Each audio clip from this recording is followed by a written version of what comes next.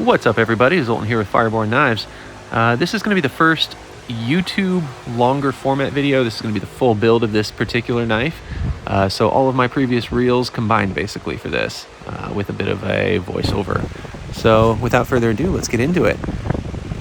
As you can see, I've already drawn up a template for this. I've glued it to a piece of MagnaCut stainless steel, and that is my real hardcore stuff. So yep, we're going to do a bit of a stock removal here. So I'm going to cut out the shape to start, and then kind of refine that profile or shape on the grinder after this.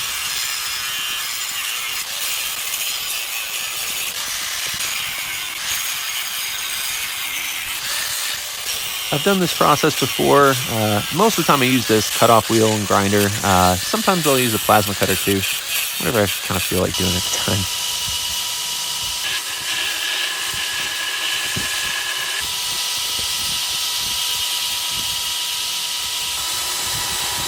So on this belt grinder, we're going to finish refining that shape and actually getting it to a profile which I actually like smoothed out. So, again, still pretty rough, but we're getting there.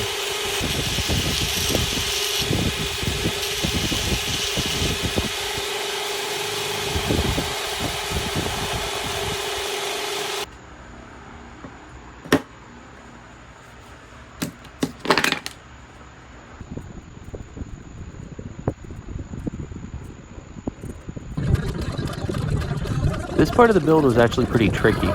I wanted to do segmented scales with alternating colors so that it would be like sort of a green hornet look.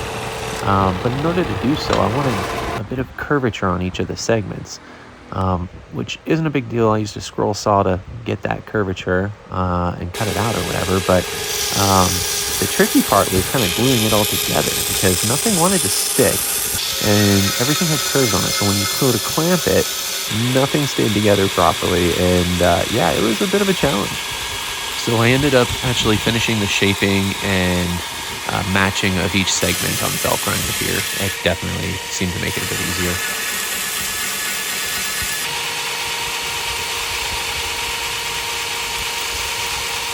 Now that the scales are all shaped, I have them kind of set together here, getting ready for glue. I did some leather strips that I cut out and stuck in between each of the segments for a little added contrast. And when they're done, I thought they turned out really well. So I was really happy I did that extra little step. Oh, well, that sucks. I was only trying to cut through G10 too. Oh well, time for a new blade.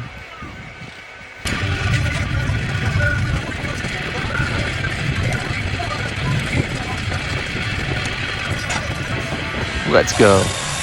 Now that we have a new blade on there, I can actually cut off all the excess material that had been all glued together, and we'll actually get an idea of what these scales are going to look like afterwards.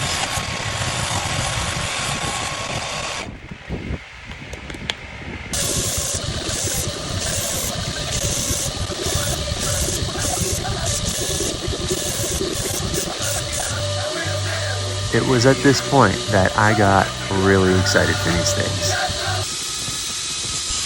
All right, now that we got that situated, it's time to prep this blade for heat treatment. I am doing some pre-beveling, kind of getting it down to a little bit thinner of an edge before actually putting it into the fire.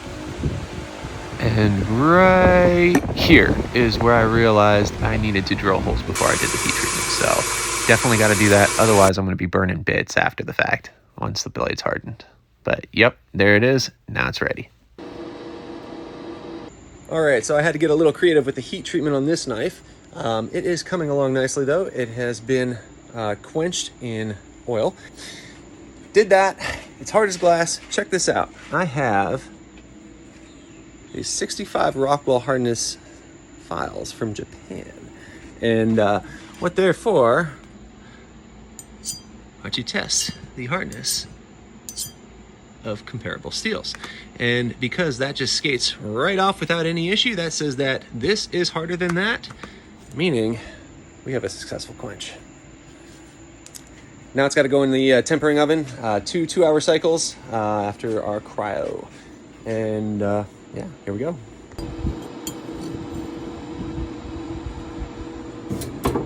Now that that's done, it's time to bring the bevels to an edge.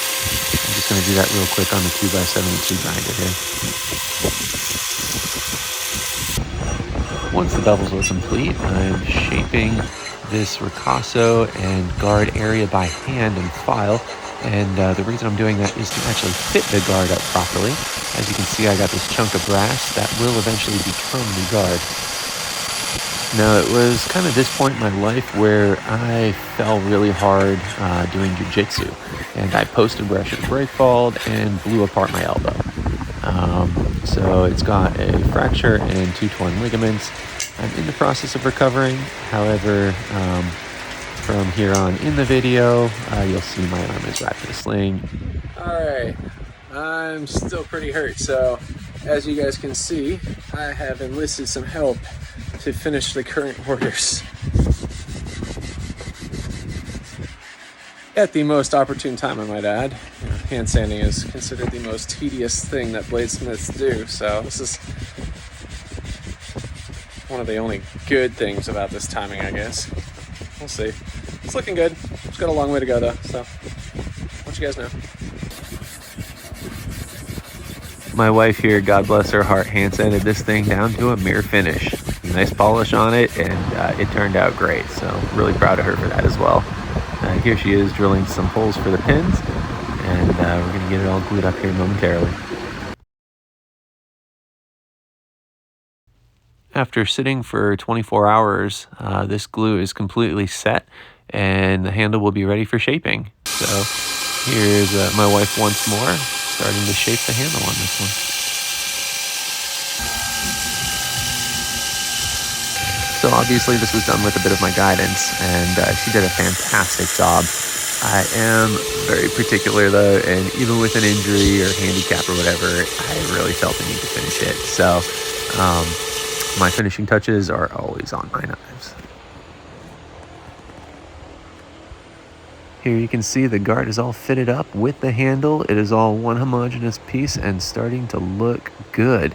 I love that shape and style. It is something that I kind of revert to, a bit of a signature style handle, if you will. Now all that's left is to finish the handle, make sure I get it down to a nice fine grit. I normally try to get it up to about 1,600 if I want a little bit extra grip on it.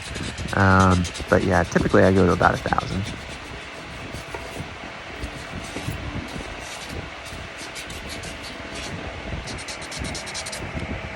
As you can see, I'm finishing up the handle, and I'm kind of eyeing this brass guard. Let's get that to a nice polish.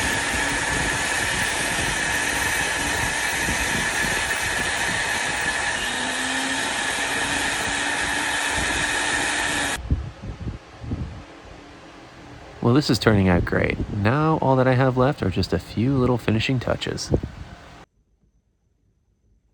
At this point, I took a little break and decided to make a sheath for it. The customer had requested a scout carry sheath, so that is going to go in the back or 6 o'clock part of the waistband and mounted horizontally. So I have 2 belt loops on the back of the sheath, and then yeah, it's just going to go in sideways.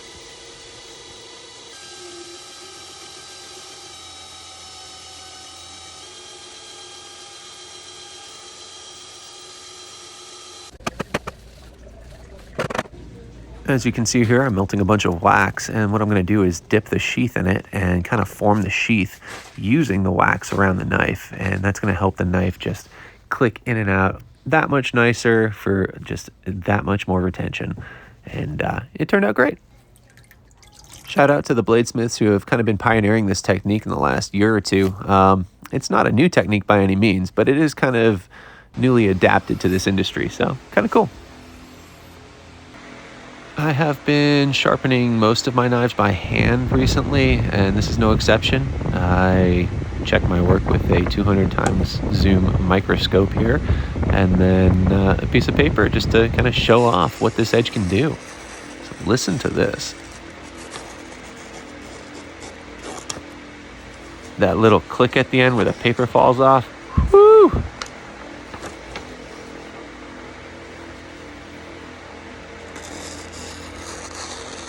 Wait for it. Yes.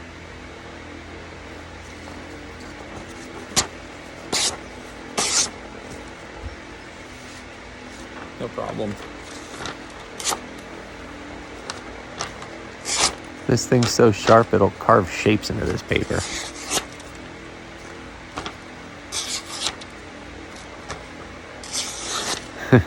And now I'm just having fun with it. And for the last finishing touch, I use my fiber laser to put my maker's mark on the blade. It's actually my initials. Hey everybody, now that this build is complete, you can see it. This was actually a really tricky handle to get right because of all these little curves and stuff. When you try to clamp them together, everything just wants to fall apart. So I'm really proud of it, really excited to show you guys the final product. Yeah, this was a custom everyday carry knife, which is gonna go into this nice little scout carry sheath that I have made. And yeah, this is gonna be someone's everyday carry from now on. Isn't that awesome? That's so cool. I love how it turned out. See you next time, guys.